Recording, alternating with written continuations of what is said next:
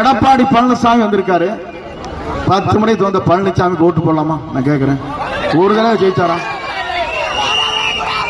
நான் ஆட்சிக்கு வருவேன், திமுக வீழ்த்துவேன். எங்கடா வீழ்த்துறீங்க நீங்க? கேட்கிறேன். ராத்திரியான 2 பேரும் பேசிக்கிறாங்க. கூட்டு கொள்ள நடந்தது இல்லையா? இன்னைக்கு வரைக்கும் அவர் பேர் கேஸ் இருக்குதா? பவானி சாகர் 2000 கோடிக்கு ஃபேக்டரி, அட்டை ஃபேக்டரி.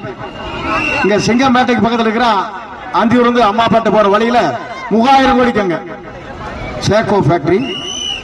எத்தனை நாள் நான் கேட்கிறேன்? 5000 கோடி இங்கே. 50 லட்சம் கோடி சம்பாதிச்சு உங்களுக்கு ஆசை தீரல. புரட்சி தலைவர் அம்மாவுக்கு பிறகு நான் முதலமைச்சர் ஆயிருக்கணும், ஏமாந்து விட்டுட்டேன். ராத்திரி வரைக்கும் நான் தான், காத்தால மாறி போச்சு. ஏன்னா பொட்டியா தாள் கையில் பொட்டி இல்லை. ஆனா நான் பார்த்த காலையில இந்த அம்மா சசிகலா என்கிட்ட கேட்டாங்க, சரி பரவாயில்ல யாரோ தந்துட்டு போலாங்க, கட்சி உடையாரு பாத்துக்கலாம். நாங்க விசில் மட்டும் விசில் ஒரு நிமிஷம் விசில் அடிக்க வேண்டாம் பிளீஸ். ஏன்னா அந்த அம்மா விசில் அடிக்காது கண்ணு. அந்த அம்மா சொன்னாங்க, சரி நீங்க என்ன சொல்றீங்க செங்கோட்டையன் அப்படின்னாங்க. இல்ல பரவாயில்லம்மா கட்சி உடையாரு பாத்துக்கலாமா அப்படின்னு. காத்தால இந்த அம்மாளுக்கு கன்விஷன் கொடுத்தாச்சு. இந்த அம்மா கூப்பிடுறாங்க, நீங்க தான் முதலமைச்சர் வேட்பாளராக செங்கோட்டையில சொல்லிட்டாரு. கவலையிலேன்னு தோலை தட்டி இப்படி பிடிச்சாங்க. திடீர்னு பார்த்தா மலைப்பாம்பு மாதிரி வந்து திடீர்னு ஒருத்தர் விழுந்தாரு, அப்படியே நீந்திட்டு வந்தாரு பாருங்க. நானே எந்திரிச்சு சேனல் இருந்துட்டு, எங்கடா மலைப்பாம்பு எங்க இங்க வந்துருச்சாடு, எங்க அந்த ரிசார்ட்ல மலைப்பாம்பு இருக்கு மாதிரி கடலோட அது எங்க வந்துருச்சாடு இருக்குன்னு நினைச்சேன்.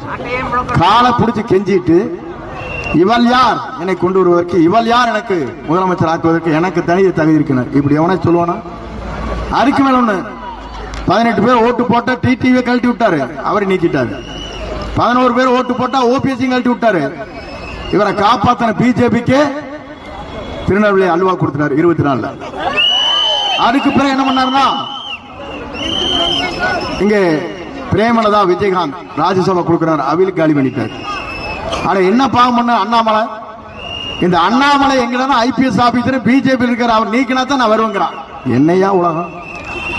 எவனுமே தமிழ்நாட்டில் இருக்க இவர் கொள்ளையடிக்கிறதுக்கு 50 லட்சம் கோடி கொள்ளையடிச்சு பார்த்தா 50 லட்சம் கோடி வேணுங்கிறார். நீங்க பாத்தீங்கன்னா தெரியும். அவன் பையனை இறக்கி விட்டு பாத்தீங்கன்னா எப்படி இருக்கு, களத்தை பார்த்தா தெரியும். இப்படி இருக்கு, எல்லாம் கொழுத்து போய் இருக்கிறாங்க. இந்த கருப்பை மட்டும் மீண்டும் ஜெயிச்சா என்ன, இந்த நாடே அழிஞ்சு போயிடும் பொலிஷன்ல.